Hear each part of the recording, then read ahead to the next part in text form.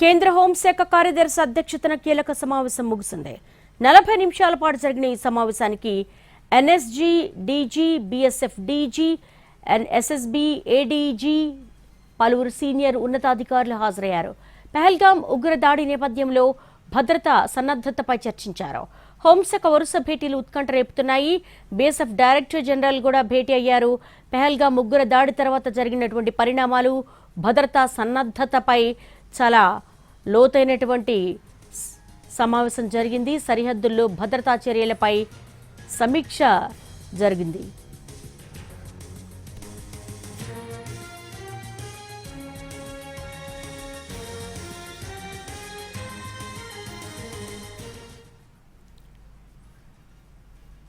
కేంద్ర హోంశాఖ కార్యదర్శి అధ్యక్షతన కీలక సమావేశం ముగిసింది. 40 నిమిషాల పాటు జరిగిన ఈ సమావేశానికి NSG DG, BSF DG, SSB ఏడీజీతో పాటు పలువురు సీనియర్ ఉన్నతాధికారులు హాజరయ్యారు. దీనికి సంబంధించి ఢిల్లీ నుంచి మా ప్రతినిధి ప్రసాద్ అడిగి మరిన్ని వివరాలు తెలుసుకుందాం. ప్రసాద్, ఈ సమావేశానికి ఎవరెవరు ఉన్నతాధికారులు హాజరయ్యారు, ఎలాంటి నిర్ణయాలు తీసుకున్నారు?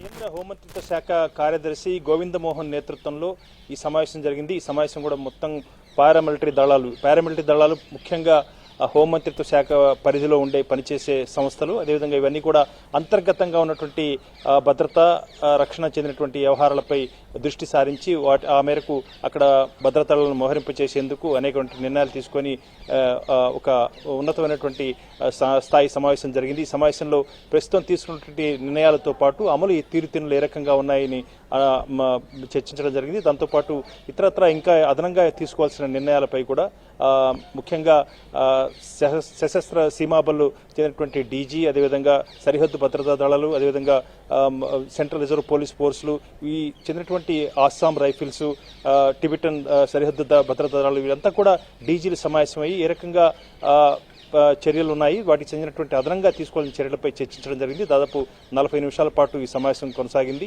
ఈ సమావేశంలో అనేక కీలక నిర్ణయాలు తీసుకున్నట్టు తెలిసింది. దీనిపై అధికారికంగా చెప్పే అవకాశం లేదు, కానీ ముఖ్యంగా పెహల్గామ్ ఉగ్రదాడి నేపథ్యంలో దేశవ్యాప్తంగా ఉన్నటువంటి స్లీపర్ సెల్స్ మరింత యాక్టివేట్ అయ్యేందుకు అవకాశం ఉందని నిఘా వర్గాలు అందించినటువంటి సమాచారం మేరకు ఎక్కడెక్కడైతే సున్నితమైనటువంటి ప్రాంతాలు ఉన్నాయో ఆ ప్రాంతాల్లో జాగరూకతతో అప్రమత్తంగా ఉండాలని చెప్పి నిర్ణయం తీసుకోవడం జరిగింది. ఆ మేరకు అదనంగా కూడా కొన్ని దళాలను అక్కడికి మోహరింపు చేసేందుకు కూడా తరలించేందుకు అవకాశం తెలిసింది. ఈ రకంగా అంతర్గత భద్రతా చెందినటువంటి వ్యవహారాలపై సమావేశం ఈరోజు జరగగా రేపు ఉదయం 11 గంటలకు ప్రధాని మోడీ అధికార నివాసంలో భద్రతా వ్యవహారాల కేంద్ర కేబినెట్ సమావేశం జరుగుతుంది. ఈ సమావేశంలో ఇప్పటి వరకు అంటే 22వ తేదీన గత మంగళవారం ఉగ్రదాడి జరిగిన నేపథ్యంలో బుధవారం నాడు కేంద్ర మంత్రివర్గం తీసుకున్నటువంటి నిర్ణయాల అమలు తీరుతెన్నులు, అదేవిధంగా ఇంకా ఉన్నటువంటి అనేక అంశాలపై కూడా చర్చించి అదనపు కూడా నిర్ణయాలు తీసుకునే అవకాశం ఉంది. ఈ రోజుతో పాకిస్తానీలకు ఇచ్చినటువంటి మెడికల్ వీసాలన్నీ కూడా రద్దు కానున్నాయి. అదేవిధంగా రేపటితో అటారీ సరిహద్దు చెక్ పోస్టు ద్వారా రాకపోకలు బంద్ అయ్యేందుకు అవకాశం ఉంది. మొత్తంగా తీసుకున్న నిర్ణయాలు అమలు ఏ రకంగా ఉన్నాయి, ఇంకా అదనంగా ఏమైనా